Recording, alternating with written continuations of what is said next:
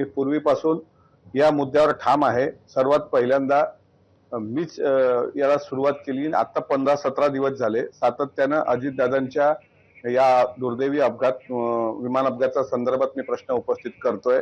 हा black box 17 दिवसानंतर सापडतो, याच्या मागचं लॉजिक आतापर्यंत मला कळलं नाही. तो ब्लॅक बॉक्स तर तिसऱ्याच दिवशी सापडायला पाहिजे होता.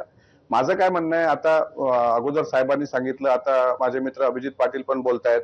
माझं म्हणणं आहे, ही बाकीची इन्व्हेस्टिगेशन सर्व नंतर करा, वाटल्यास 5 वर्षांनी करा. अरे पण सीसीटीव्ही दाखवा ना. तो ज्या कलिना गेट नंबर 8 मधून दादा आले, विमानात बसले, तो सीसीटीव्ही कुठे आहे? साहिल मदन आणि त्याच्यासोबत असलेला पायलट हे ट्रॅफिक मध्ये 27 जानेवारीला, सॉरी 27 नाही, 28 जानेवारीला किती वाजता अडकले, घरून किती वाजता निघाले होते, त्यांच्या घराचा सीसीटीव्ही आता ते कुठे आहेत? हे बाकीचं राहू द्या हो, इम्पेरिकल त्या ब्लॅक बॉक्सचा डेटा राहू द्या, त्याच्यानंतर तुमचं हे बाकीचं इन्व्हेस्टिगेशन AIBचं राहू द्या. VSR कंपनीवर अद्याप FIR नाही झाला.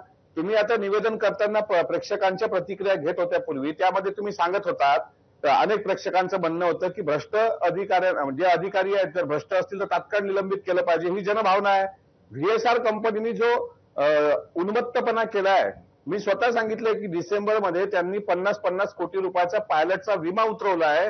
अद्यापही त्या VSR कंपनीवर कुठलाही FIR झालेला नाही आहे. हे बाकीचे मुद्दे नंतरचे आहेत. माझं म्हणणं आहे की ते CBI कधी येणार, ती चौकशी कधी होणार, या सगळं AIBची चौकशी, बाह्य यंत्रणांची चौकशी, सीसीटीव्ही फुटेज द्या. ज्या दिवशी दादा विमानात बसले ते सीसीटीव्ही फुटेज कुठे आहे? बाकी सगळं राहू द्या. हे एक सीसीटीव्ही फुटेज आणि साहिल मदन आणि त्याच्यासोबतचे पायलट याचा जरी तपास सरकारने करून दिला, मी सरकारमध्ये आहे तरी बोलतोय, जर दिला तरी इतके धागेदोरे दिसतील का नेमका हा अपघात आहे की घातपात आहे. आज आदरणीय सुनेत्रा वहिनींच्या अध्यक्षतेखाली मुख्यमंत्र्यांना शिष्टमंडळाने मुख्यमंत्र्यांची भेट घेतली आणि त्यामध्ये सुद्धा CBI चौकशीची मागणी सुनेत्रा वहिनींनी पण केली. अर्थातच ती जनभावना आहे आणि मी पण काही दिवसांपूर्वी मुख्यमंत्र्यांना भेटून उच्चस्तरीय चौकशीची मागणी करा 8 दिवस झाले मी पत्र दिलंय.